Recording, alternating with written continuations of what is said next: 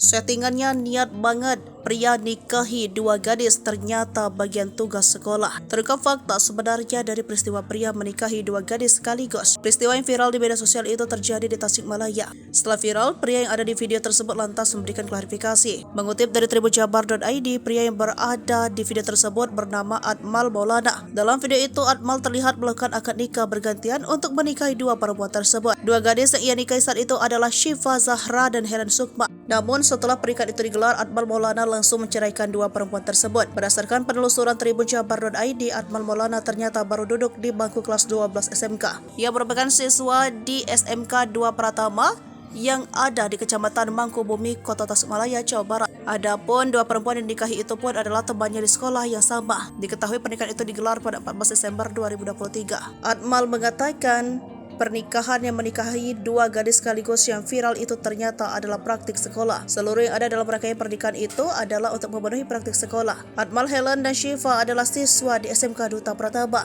Diketahui praktik nikah itu merupakan gabungan dari jurusan, yaitu jurusan keperawatan dan farmasi. Kepala Sekolah SMK Duta Pratama, Lasiman, mengatakan bahwa di sekolahnya memang rutin menggelar praktikum terkait pernikahan. Ia mengatakan praktik nikah itu dilaksanakan setiap tahun untuk kelas 12. Namun ia mengatakan pada tahun ini 2023 acaranya lebih meriah dari biasanya. Lebih lanjut, Lasiman mengatakan bahwa ide praktikum pernikahan itu murni berupa kreasi dan inovasi siswanya.